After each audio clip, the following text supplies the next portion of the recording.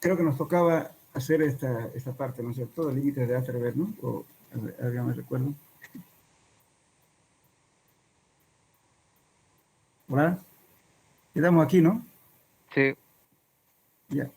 Bueno, vamos a ver entonces ahora los límites de Atterberg. Decíamos que, o sea, para ver este tema tenemos que definir primeramente, ¿no es cierto?, cuáles son los suelos granulares y los suelos finos. Bueno, la diferencia en el del comportamiento físico, ¿no es cierto?, de estos materiales, tanto suelos granulares como los suelos finos, difieren, ¿no es cierto?, en que uno no tiene plasticidad, por eso los llamamos suelos granulares, y otros sí tienen plasticidad y además tienen cohesión. Entonces, el caso es que si tenemos, por ejemplo, en una mano un poco de suelo granular, si lo humedecemos, se desmorona porque no hay ninguna adherencia entre ellos, entre partículas. Y sin embargo, si hacemos lo mismo con la arcilla, lo humedecemos y lógicamente que va a haber una masa en la cual no se separan las partículas, no se desmoronan. Y por consiguiente, si podemos darle una forma geométrica, va a haber, se puede dar porque no se desintegra. Y justamente esa fuerza de atracción que existe entre partículas se debe a esta agua que llamamos agua de absorción o agua absorbida o agua adherida también. No es más que la atracción molecular eléctrica que existe entre la partícula de arcilla y la partícula de agua. Aunque ambos son dipolos, que tienen carga positiva y negativa, sin embargo, la arcilla está siempre dispuesto en polos opuestos con la partícula de agua. Entonces, por eso hay atracción eléctrica por el de Coulomb, ¿no es cierto? De igual signo se repele y signo contrario se atrae. Esa es la propiedad que tiene estas partículas finas, que son las arcillas, de atraer, o sea, de adherirse, o la partícula o se adhiere a las partículas sólidas y no deja que se separen. Eso le da justamente la consistencia, o también se podemos decir la plasticidad y la cohesión. Entonces, ¿por qué hablamos de consistencia? Porque justamente si hablamos de consistencia estamos diciendo, ¿no es cierto?, de que hay una fuerza, ¿no es cierto? Si uno quiere desintegrar la partícula, hay una fuerza interna entre partículas que evita de que se separen entre ellas. Esa es la consistencia. Entonces, para poder medir esta consistencia, Atterberg, que era un ingeniero, inventa, ¿no es cierto?, sus métodos netamente empíricos para poder determinar los límites de Atterberg. Dentro de los límites de Atterberg tenemos justamente el límite líquido, límite plástico y límite de contracción, que son estos. Si nosotros consideramos a un suelo en estado líquido, si le estamos secando este suelo y va a pasar al estado plástico, a ese porcentaje de humedad que hace que pase de un estado a otro se llama límite líquido. Si le seguimos quitando humedad a ese suelo, pues vamos a pasar al estado plástico al estado semisólido. Si seguimos quitándole humedad, vamos a pasar al estado semisólido al estado sólido. Entonces, todo esto son porcentajes de humedad.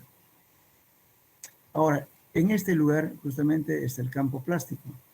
Aquí determinamos entre la diferencia del límite líquido menos el límite plástico, nos da el índice de plasticidad. Este índice de plasticidad nos permite determinar a los suelos cuál es su comportamiento. Fíjense, si aquí tenemos que el índice plástico varía de 1 a 7, se dice que es poco plástico, tiene poca plasticidad. Si el límite líquido está entre 7 y 15, son medianamente plásticos. Y si el índice plástico es mayor a 15, son altamente plásticos. Entonces, lógicamente que esto nos da una referencia para tomar ciertas decisiones, ¿no es cierto?, cuando se quiere utilizar este material. Bien.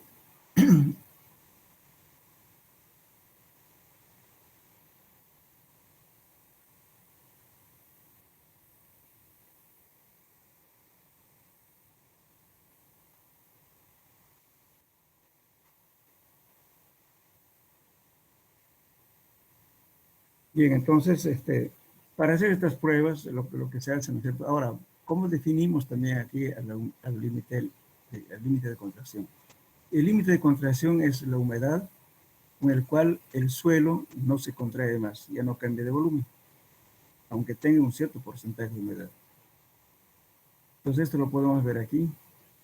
Si estamos viendo, ¿no es cierto? Acá estamos poniendo contenido de humedad y estamos poniendo aquí volumen.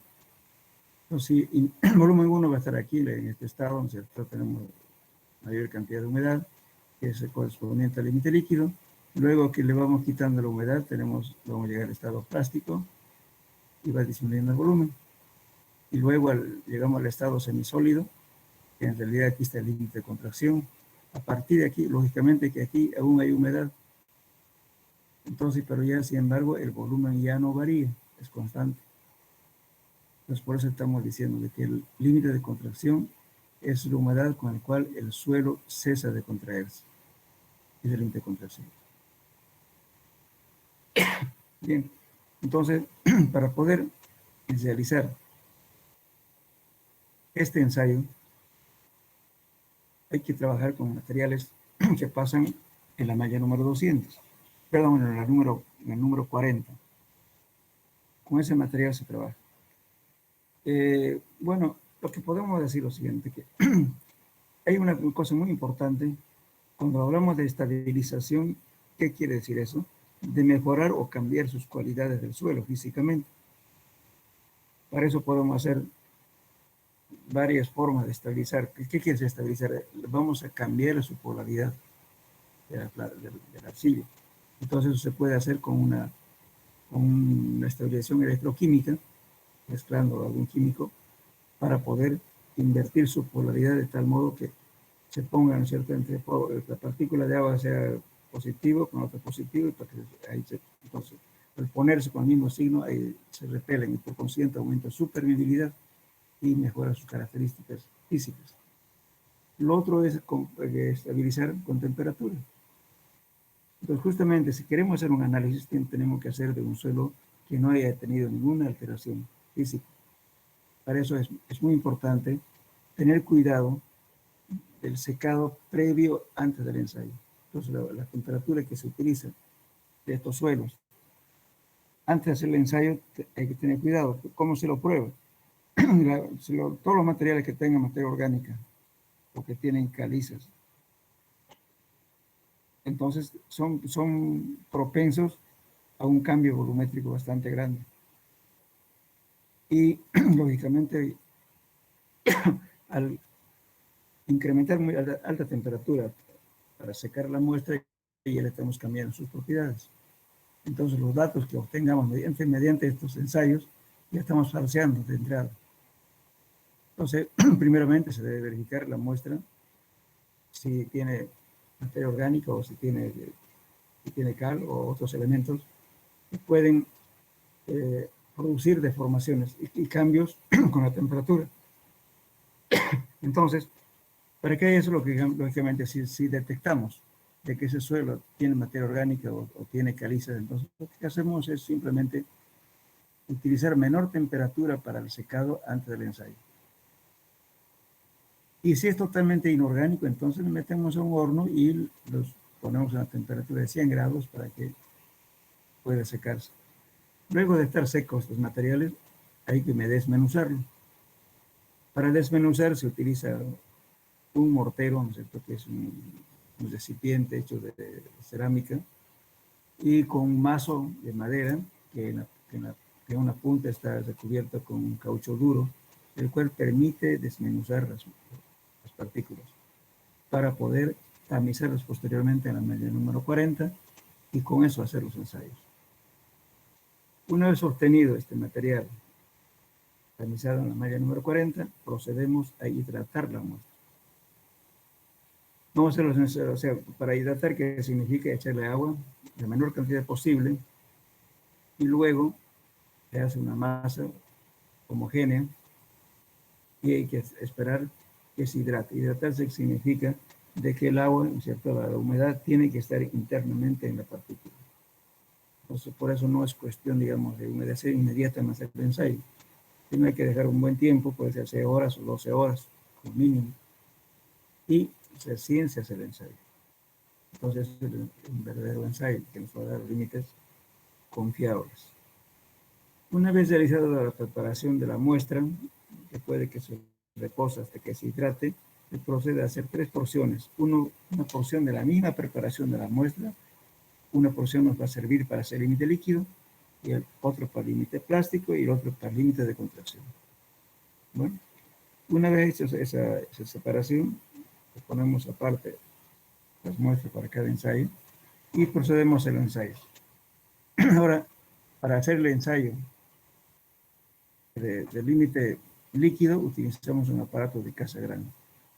Pero antes de continuar con el aparato de casa grande, me estaba olvidando decirles que en el límite, digamos, los límites de ATRB no son solo 3, sino que en ingeniería civil utilizamos límite líquido, límite plástico y límite de contracción. Pero sin embargo, también un límite que se llama límite de cohesión y límite de pegajosidad.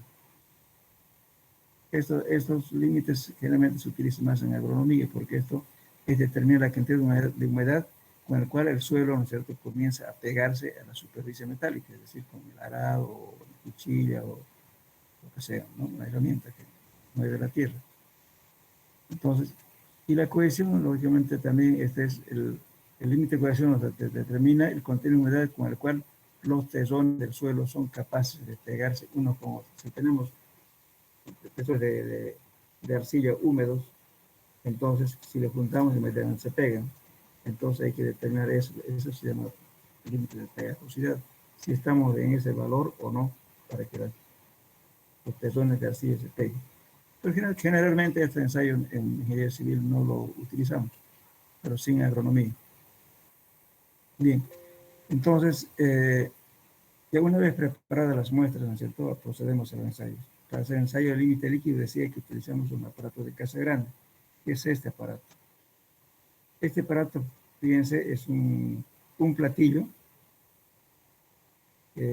adherido a un eje excéntrico, el cual es levantado con esta manivela. Fíjense aquí un eje excéntrico, entonces cuando estamos girando la manivela, se levanta el platillo y golpea al caer en esta base, que es un caucho duro. Es una madera forrada con caucho duro. Entonces vamos a contar el número de golpes que se está dando para cerrar la muestra que está contenido en este recipiente y hecho con una ranura, con este ranurador. Este es un ranurador que abre una ranura.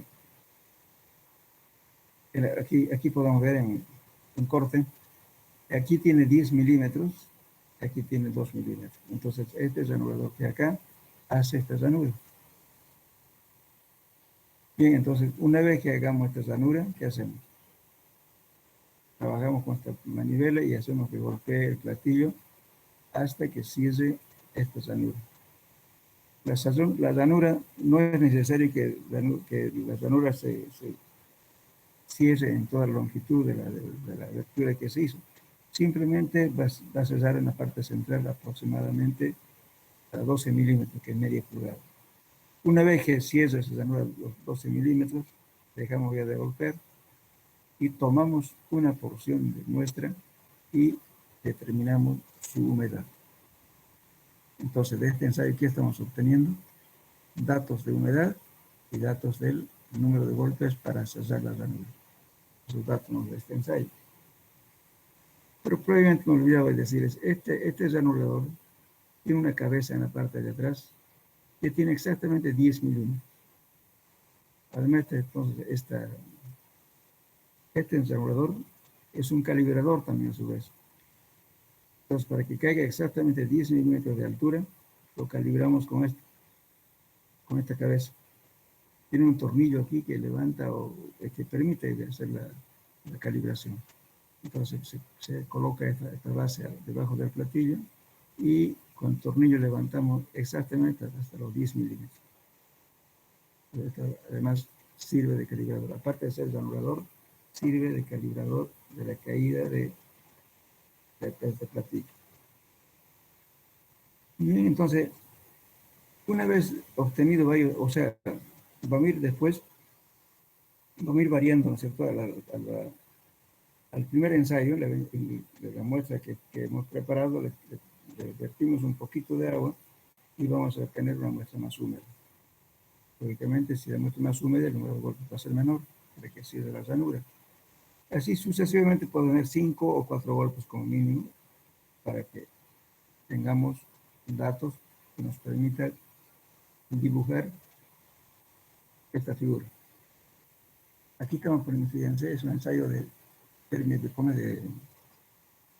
límite líquido. Aquí tenemos el contenido de humedad, en este eje, y aquí tenemos el número de golpes. Entonces, como vamos a hacer 4 o 5 ensayos, vamos a tener varios puntos que casi colineales, y si le unimos esto nos va a dar una recta, con una pendiente. Entonces, pero sin embargo, ahorita para poder determinar cuál es el límite líquido, entonces tomamos la humedad correspondiente a los 25 golpes. Viene aquí los 25 golpes y la humedad va a ser esta. O sea, esta humedad es lo que estamos buscando, que es el límite líquido. Entonces, en resumen, el límite líquido es aquella humedad, ¿no es cierto?, cuando hacemos el ensayo,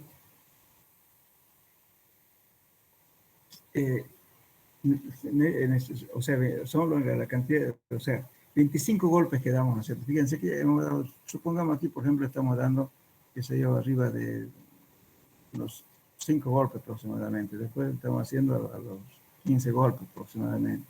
Después casi a los 30 golpes, después a los 40, después casi a un poquito más generalmente se trabaja solamente hasta 40 o 45. No se dan golpes mayores. Entonces, pero tenemos cuatro puntos en el cual vamos a unir. Pero ¿dónde está el límite líquido? El límite líquido es la humedad que corresponde a los 25 golpes. Entonces el límite líquido sería 25 golpes y proyectamos acá y tenemos humedad. Esa humedad es el límite líquido. Bien, pero el problema es que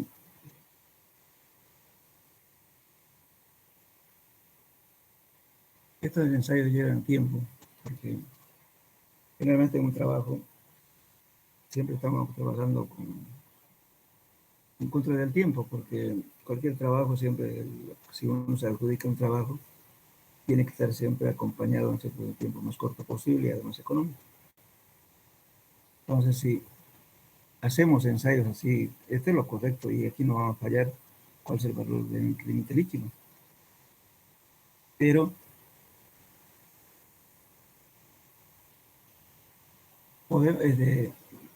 si hacemos por este método, que es lo correcto, vamos a perder mucho tiempo. De repente el tiempo no nos va a alcanzar por poner mucha gente para que los ensayos, especialmente cuando se hace carreteras. En carretera a veces uno hace 1000 orificios, 500 orificios, en el cual va a tener unas 500 muestras.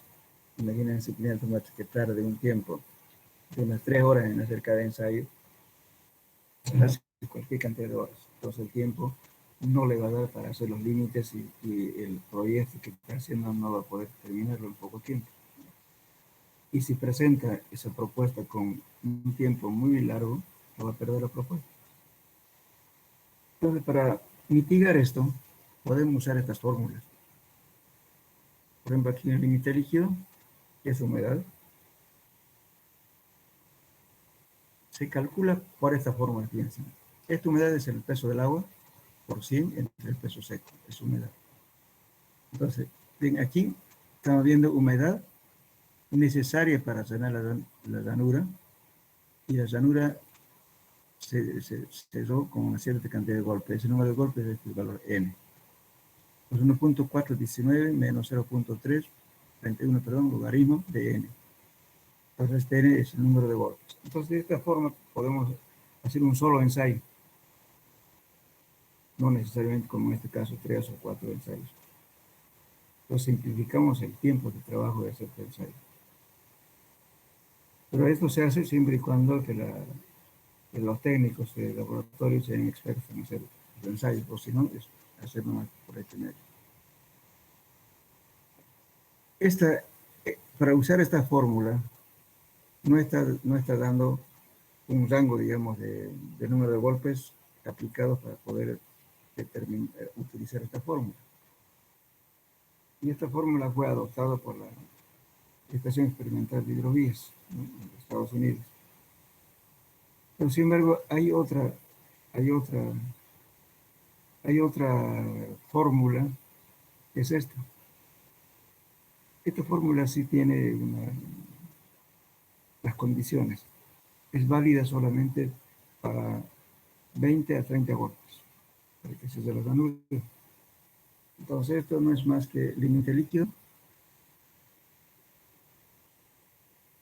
la humedad multiplicado por aquí, no es igual aquí, por favor, la humedad necesaria para hacer la ranura, y esto es el número de golpes para que se use la ranura entre 25, tangente de beta.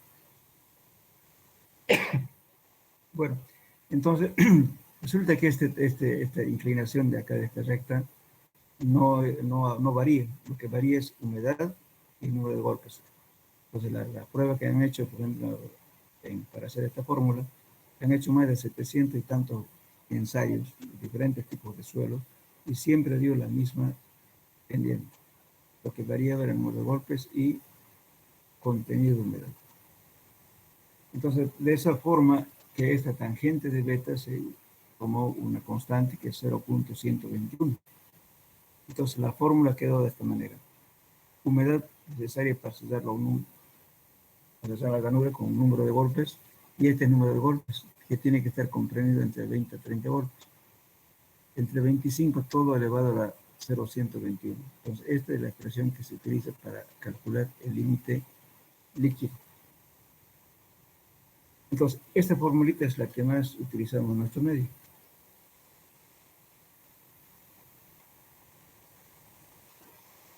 Solo que hay que tener cuidado de que el número de golpes necesario para acceder a la ranura tiene que estar comprendido entre 20 a 30. Bien, entonces con eso calculamos humedad, perdón, el límite líquido. También hay ábacos.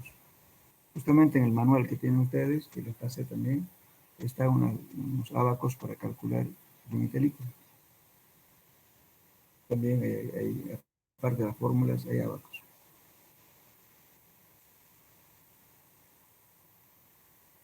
Ahora, ¿cómo determinar el límite plástico?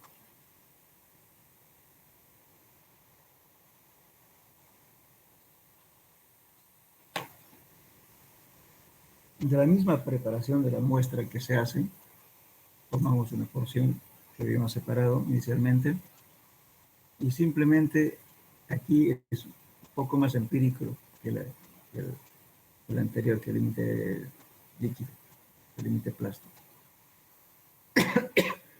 Es una pequeña bolilla, un bolito, canica, lo que quieran, con la palma de la mano, y luego se va haciendo un rollito con la palma de la mano en una superficie plana, hasta que alcance un diámetro de 3 milímetros.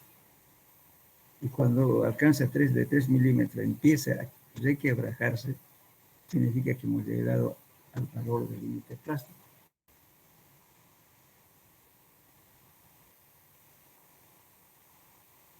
En ese momento de hacer los rollitos, tomamos una porción, se hacen unas 2 o 3 repetidas para promediar después.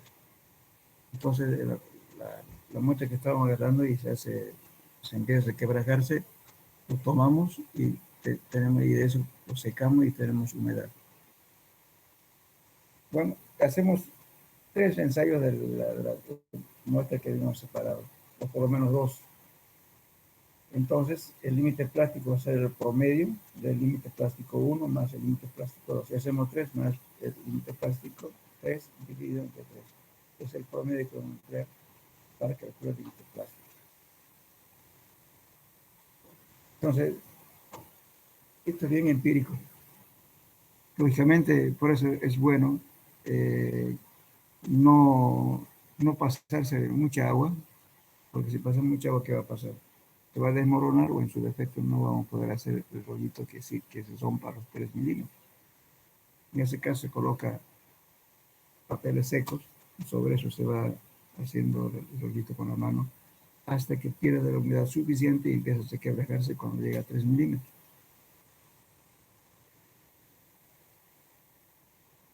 Bien, entonces sería el ensayo del límite plástico.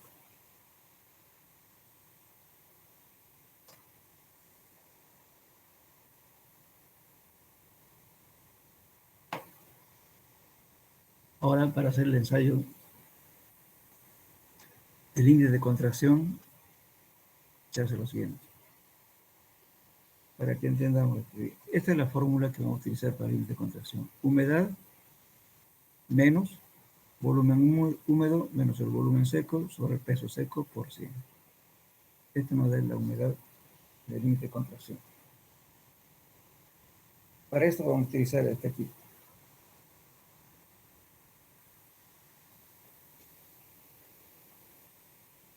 Este. Como ven, aquí tenemos el límite plástico. Con la palma de la mano y estamos obteniendo unos rollitos, ¿no es cierto?, de 3 milímetros. Siempre se pone una varilla de referencia, porque es difícil que estén midiendo con calibrador. Una varilla, un electrodo de soldar de 3 milímetros nos da exactamente lo que tenemos que hacer. Como una pequeña muestra. Y se compara si hemos llegado a ese diámetro de 3 milímetros. Entonces, para eso, para cuando hacemos el límite de contracción, ya usamos un recipiente de límite de contracción, que es este recipiente.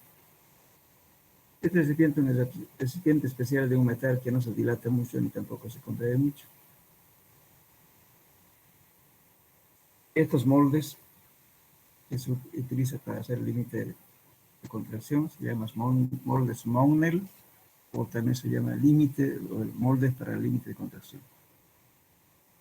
Son aproximadamente unos 4 centímetros de diámetro por 1 más aproximadamente de altura. Son pequeñitos. Bueno, entonces, ¿en qué consiste hacer este ensayo? La muestra preparada, previamente, antes de colocar la muestra en el recipiente, se impregna de parafina sólida en la pared de la muestra. Luego, se coloca la muestra por capas con la ayuda de una espátula y luego lo enlazamos de esta superficie y cuando estamos colocando la muestra en este recipiente hay que dar pequeños golpes, aproximadamente 10 milímetros, que caiga y golpee en la mesa dura para que se esparce y se partido completamente el suelo. Entonces, una vez hecho ese procedimiento, ¿qué hacemos? Enlazamos con la espátula y vamos a la muestra en este sentido, como este, la muestra colocado en el recipiente. Una vez colocado esto, procedemos a secarlo previamente al aire libre para que no se raje la muestra. Tenemos que sacarla completa porque tenemos que medir el volumen 2. El volumen 2 significa volumen seco. El volumen 1 es el volumen del recipiente donde está contenida la muestra. Es muy fácil medir, pero el volumen 2 no. Entonces hay que tratar de que esta galletita, o sea, el suelo que se puso en el recipiente, se va a formar como una galleta. Esto se va a contraer. Entonces, esa galleta vamos a tener lo que, una vez obtenida la galleta ya seca, bueno, previo al secado al horno, ¿qué es lo que tenemos que hacer? Una vez colocado la muestra en el recipiente, no se mete directamente al horno. Hay que dejar unas 3 o 4 horas siempre que evapore y pierde más humedad. Y luego se pone el molde con el recipiente al horno, pero a una temperatura baja.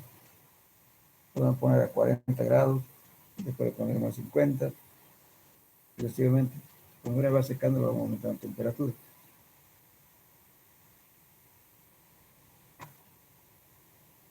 Eso con el objetivo de que la galleta no se parte. La galleta tiene que salir completamente sana. Bien, una vez hecho ese proceso del desecado, sacamos la galleta y lo pesamos y tenemos el peso seco. El peso húmedo también ya lo teníamos, entonces la diferencia de peso nos va a dar el peso del agua. Dividido entre el peso seco, eso nos da humedad. Bien, entonces para poder medir y aplicar la fórmula, ¿no es cierto? Porque aquí hemos dicho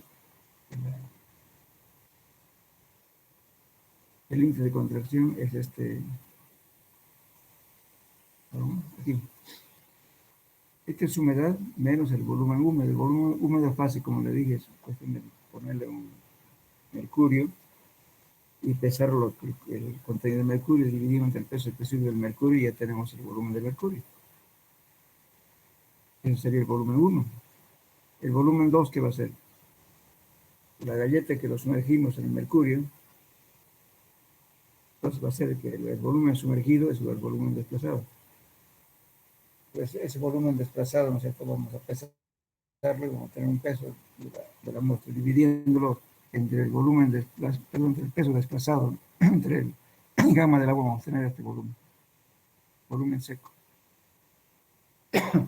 Entonces, y aquí tiene el peso seco, es el peso seco, el peso seco de la galleta que hemos sacado en el horno a una temperatura adecuada.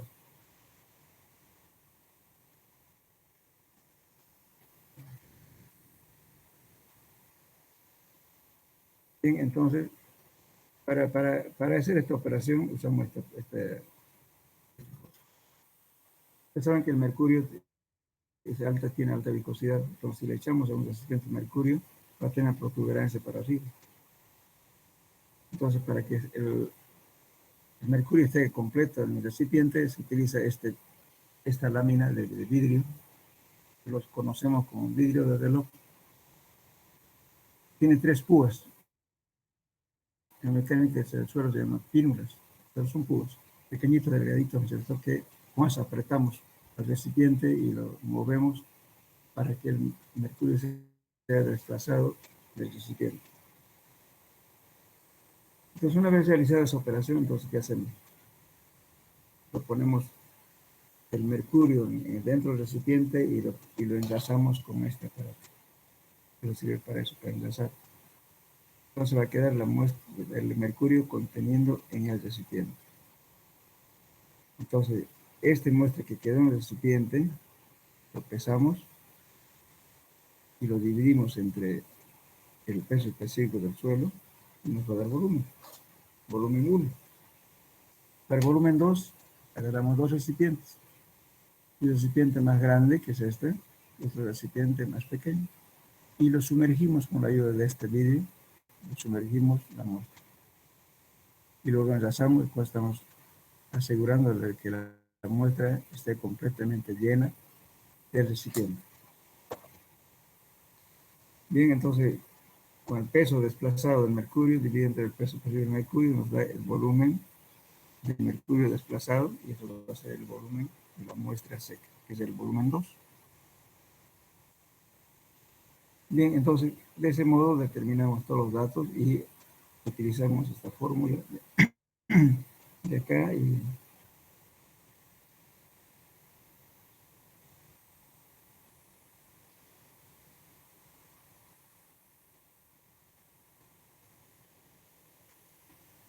entonces calculamos el límite de contracción, este valor. El volumen húmedo cuando es el volumen del recipiente de contracción. Y el volumen 2, el volumen seco, es el volumen de la galleta contraída. El peso seco es el peso que se secó por varias horas, 24 horas, entonces va a ser un peso constante, es el peso seco de la muestra. Bueno, En eso consiste el ensayo del límite de contracción.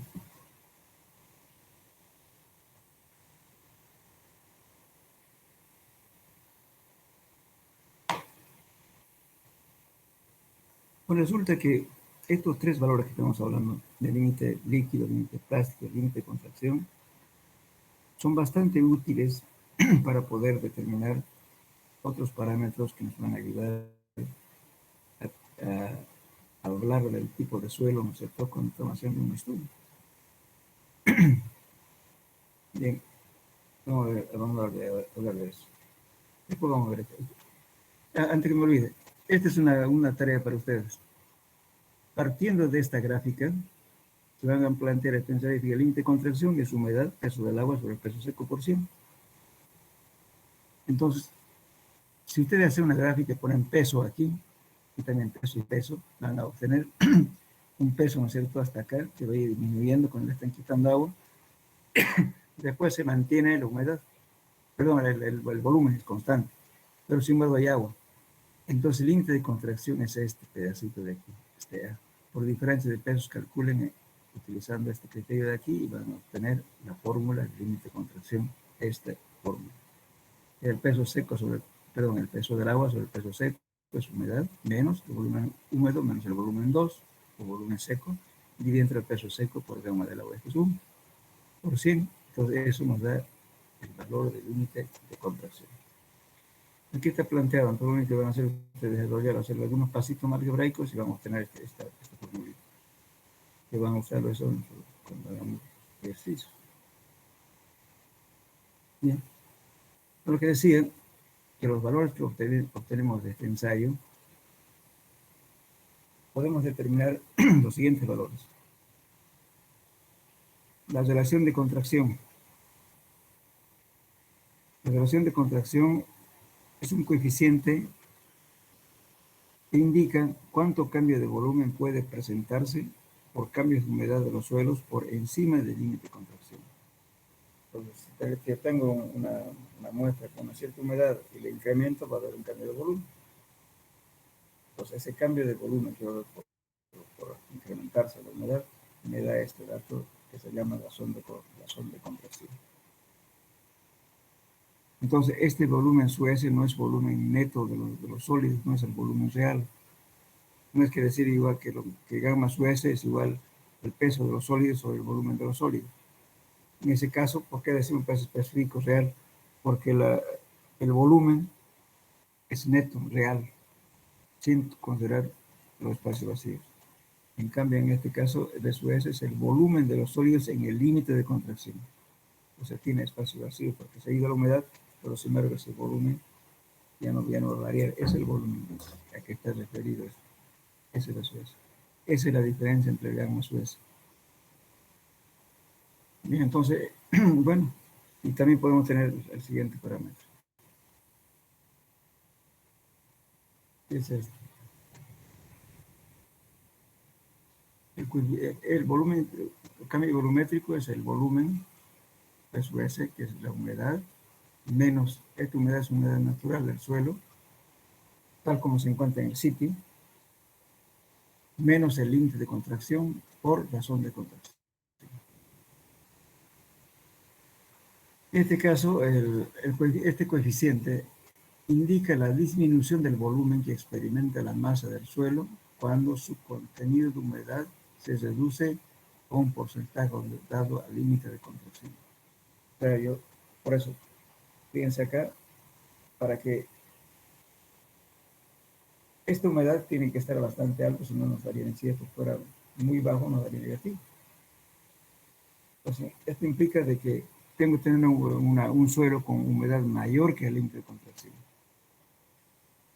Entonces, al bajar la humedad hasta llegar al valor del límite de contracción, nos da un valor. Humedad natural menos el límite de contracción por razón de contracción. Eso nos da justamente, nos mide la disminución del volumen que experimenta la masa cuando su contenido de humedad se reduce al valor del límite de contracción. Bueno, y otro parámetro que nos permite ver también es lo siguiente. El límite, perdón, la contracción lineal L sub S. El valor de la disminución, o sea, es la disminución de, o sea, el límite de contracción L sub S es la disminución en una dimensión de la masa del suelo, cuando su contenido de humedad se reduce a un porcentaje dado al límite de contracción. Pongamos, por ejemplo, ¿no es cierto?, que tenemos una carretera, el cual, lógicamente, se ha compactado con una cierta humedad, pero por alguna razón no llueve mucho tiempo, entonces, ¿qué ocurre con ese suelo? Va a empezar a aparecer en la carretera o en aeropuertos unas fisuras transversales, cada cierta longitud una fisura transversal. Muchas veces uno puede confundirse, así, bueno, esto fue una chambonada de los constructores, por eso se ha hecho fisuras transversales. Si no, no es eso, sino que ocurrió una contracción lineal debido a la disminución del contenido de humedad y ha hecho que el suelo se sature. Perdón, es que se encoge, lógicamente tiene que haber aberturas. Esa abertura que ocurre por pérdida de humedad, entonces se llama contracción lineal. Esa es contracción lineal. Suele haber eso en carreteras, se suele haber en aeropuertos. Bueno, normalmente siempre es bueno, no siempre es bueno, siempre se dice con este tipo de errores, bueno, que le culpamos al conductor. Pero a veces las causas no son problemas del constructivo, sino problemas, digamos, de humedades que ocurren en la naturaleza. Muchas veces nunca uno prevé, ¿no es cierto?, qué tiempo va a durar una sequía, por ejemplo, en una zona. Entonces dura mucho tiempo, entonces ¿qué hace? El terraplén que está con esa humedad evapora todo su agua y el material, si está construido ese terraplén con de repente suelo, arena arcillosa o de repente limo arcilloso, entonces se va a retraer y eso va a presentar fisuras transversales en la carretera, en el aeropuerto. Después tenemos otros parámetros que es importante, que nos permite determinar el índice de consistencia o consistencia selectiva.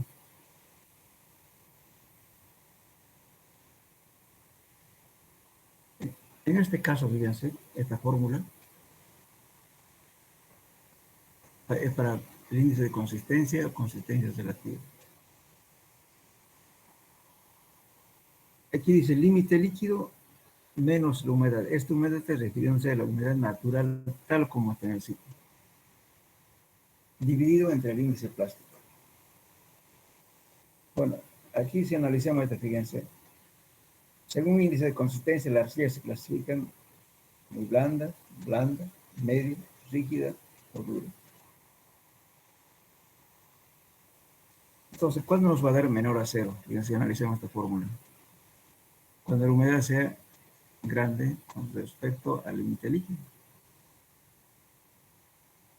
¿Eso por qué va a ocurrir? Porque el suelo es de reciente formación, es muy poroso y por consiguiente tiene mucha humedad. Lo otro, o sea, el otro valor es el índice de consistencia que va a ir de 0 a 0,50, de 0,75 a 1, y también con el índice de consistencia mayor a 1. Entonces, va a depender del comportamiento de la edad geológica de la arcilla. Imagínense, por ejemplo, para que me dé esto, índice de consistencia mayor a 1, ¿qué tiene que ser? El límite líquido tiene que ser grande y la humedad tiende a 0.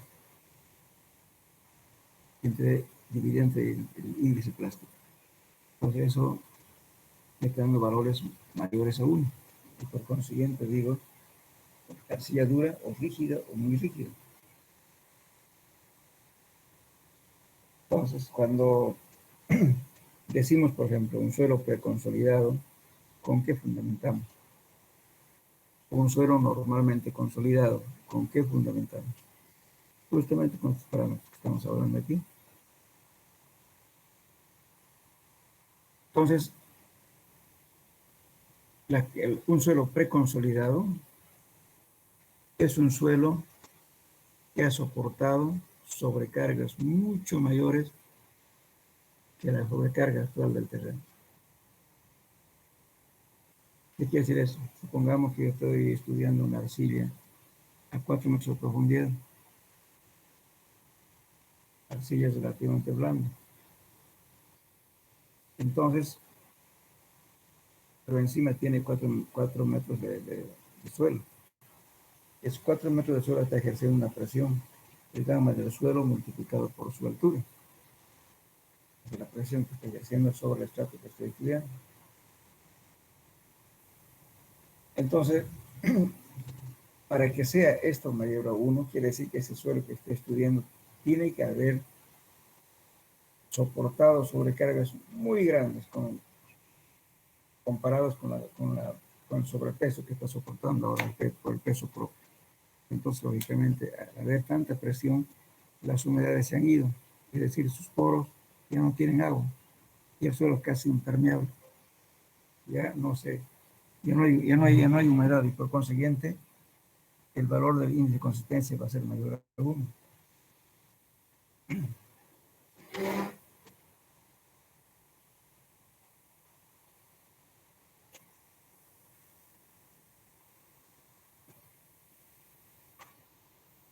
Este va a ser mayor a 1. Entonces, por eso yo digo, como fundamento, digo, bueno, el suelo es preconsolidado. Bueno, ¿por qué me dice que es preconsolidado? Porque justamente el índice de consistencia es mayor a 1 o por lo menos próximo a 1. ¿Por qué ocurre eso? Porque la humedad natural es muy chica con respecto, perdón, el límite líquido es muy chico con respecto a la humedad. No, estoy hablando de eso. El límite líquido es más grande con respecto a la humedad natural. Entonces, esto tiende a 0, por tanto, este valor nos va a dar mayor algo. En cambio, aquí me ocurre lo contrario. ¿Cuándo va a ser negativo? Cuando la humedad natural va a tener alta humedad y este límite líquido va a ser chico. Va a estar en estado, en el primer estado, cuando estamos viendo las figuritas del límite, de los límites, el límite líquido, el límite plástico, el límite de contracción. Y por otro lado, por eso es importante la humedad natural que uno obtiene en el campo. No debe ser falseado ni tampoco desprotegido. Tiene que tener exactamente la humedad. Con eso vamos a determinar estos parámetros. Ahora, ¿con qué más puedo emplear? Aquí el índice de liquidez. ¿Qué dice? La humedad natural es esta, menos el límite plástico sobre el índice plástico. Cuando este valor, fíjense, cuando el índice de liquidez es aproximadamente igual a 1, será un suelo de baja resistencia. Y si el índice de liquidez es menor a 0, indica que el suelo es muy rígido. Entonces, si vemos esta fórmula, ¿cuándo va a ser grande este valor? Cuando la humedad sea alta. Es lo que está diciendo aquí en esta expresión.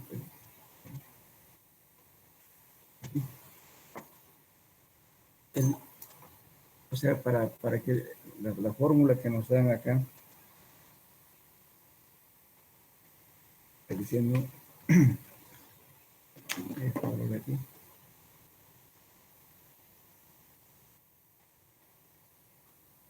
Humedad menos el límite plástico sobre el índice plástico. ¿Bien? Entonces, con eso vemos aquí.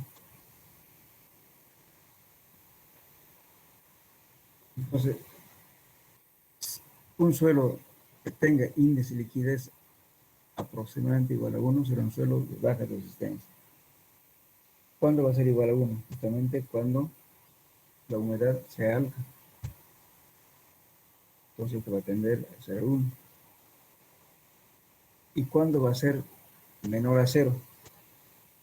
Cuando no haya humedad, me va a dar como está la humedad menos el límite plástico, entonces le va a dar un signo negativo y por tanto va a ser menor a cero.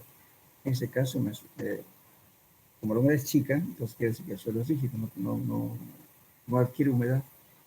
¿Por qué? Porque ha soportado presiones bien altas en su vida geológica. Y a eso le sumamos también el número de golpes si estamos en SPT. El número de altos tiene que ser, perdón, el número de SPT tiene que ser bastante alto. Y tienen que coincidir. Para decir un suelo normalmente, preconsolidado, ¿qué tiene que coincidir? Humedades muy pequeñas, número de golpes de SPT o el cono muy altos, y lógicamente los valores que estamos calculando, índice de consistencia y índice de liquidez, tienen que coincidir lo que estamos indicando en la fórmula.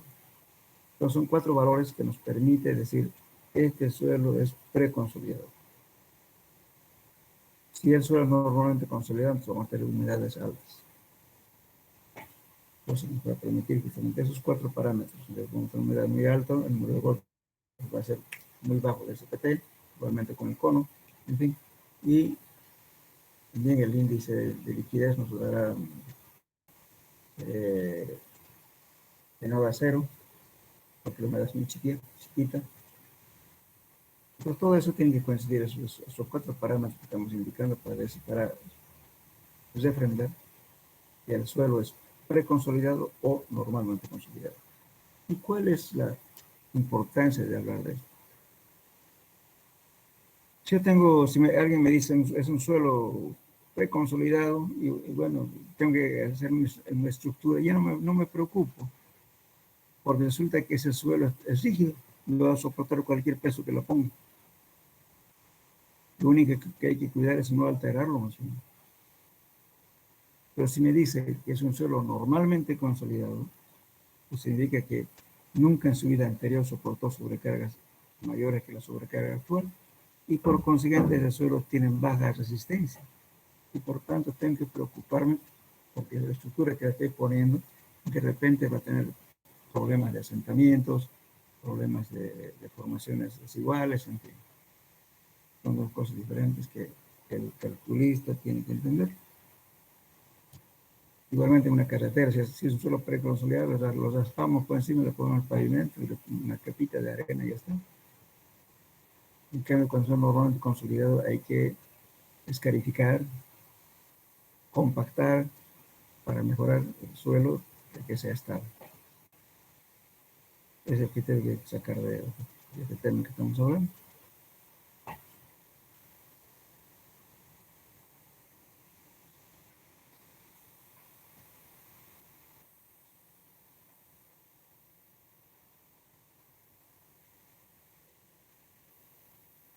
No sé si me entendieron hasta aquí. Esa es la importancia de determinar límites, tanto el límite líquido, el límite plástico, y determinamos límites de plasticidad. Por eso decimos poca plasticidad, plasticidad media o alta plasticidad. Aparte de eso, los límites de consistencia también nos clasifica si el suelo blando es consistencia media, consistencia rígida o consistencia dura. Todo está basado en ensayos empíricos.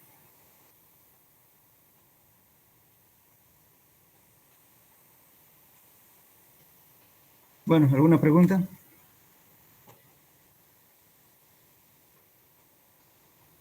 Hola, ¿me escuchan?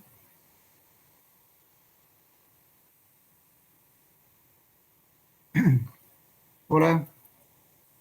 Se escucha, ingeniero. ¿Alguna pregunta, Se jóvenes? escucha, no.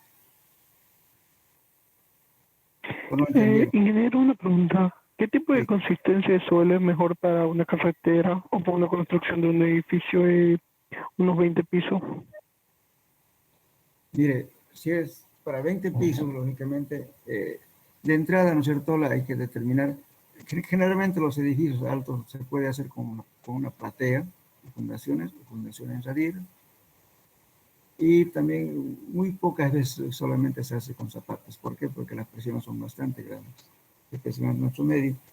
Entonces, normalmente, no sé, esas enormes estructuras se sujetan con zapatas, pero también podemos hacer una platea. Hay muchos edificios en Santa Cruz que están hechos con fundaciones radiales. losas radiales. Es decir, puede poner una T invertida, ¿no es cierto? Como poner como un inflamador de vigas, pero T invertida, y así voy a poner una losa. Y de ahí salen las columnas, todo lo demás. Entonces, los suelos, lo que hay que tener mucho cuidado es cuando son arcillas blandas o limos de baja resistencia, limos que le den un número de golpes muy bajos y que tengan plasticidad. Entonces, peor todavía si en un terreno donde usted va a construir un edificio de 20 pisos, entonces en ese caso siempre es conveniente hacer la mayor cantidad de floraciones. Puede ser. Al principio hemos hablado de eso. Imagínense ustedes tienen un edificio con 3 puntos diferentes, con diferentes características de suelo. Supongamos que en un lado tiene una arcilla blanda de mayor espesor. Bueno, usted lo fundó a todo, digamos, con igual presión de las patas, que es toda transferencia de carga. Pero ¿qué va a pasar? ¿A cuál lado se va a hundir más? Se va a sentar más al lugar donde hay mayor espesor de arcilla blanda, ¿no es cierto? Y por consiguiente va a haber una inclinación. Esa famosa torre de Pisa, han visto, estaba famosa, ¿no es cierto? Que se ha inclinado. ¿Y por qué se inclina? Justamente por un asentamiento diferencial. ¿Por qué? Porque un lado se inclinó porque el espesor es mayor de arcilla, entonces se iba asentando y se inclinó. Eso es cuando a un lado hay mayor, como puede decirle, no solamente arcilla, puede ser también suelos granulares muy sueltos. En ese caso, entonces, se va el peso a un costado. Lo otro, ¿qué ocurre cuando tengo el problema en el centro? Supongamos que en ambos lados, ¿no es cierto?, el edificio, en las orillas sean terrenos buenos, y al centro tengo un bolsón de arcilla o cualquier otro material, o limo blando. ¿Dónde va a haber mayor deformación? La parte central. Entonces las cargas de las vigas y las columnas, ¿no es cierto?, se convergen en el centro.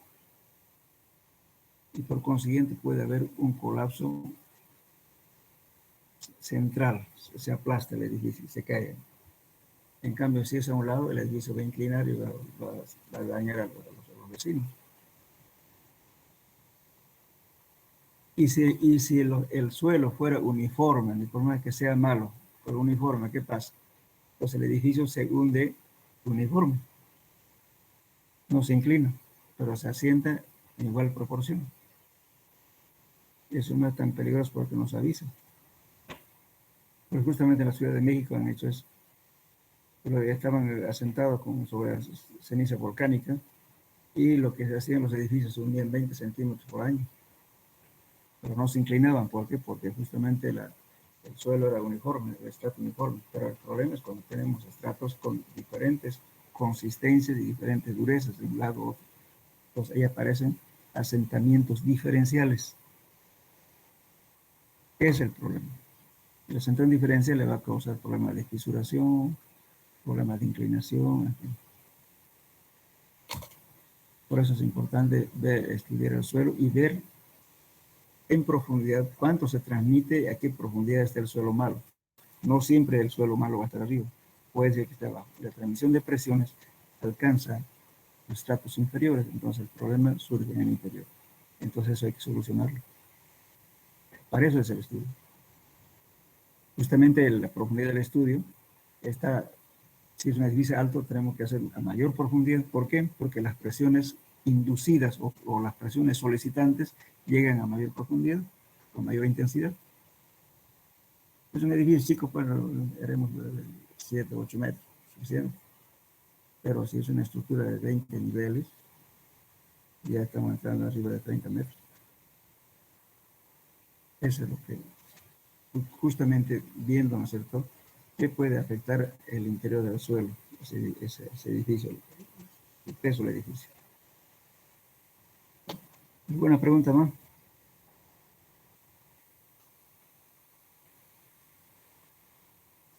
Bien. El auxiliar les pasó unas tablas para que la próxima clase hagamos una clasificación de suelos el día viernes. Por favor, todos con sus tablitas para que hagamos clasificación de suelos. Bueno.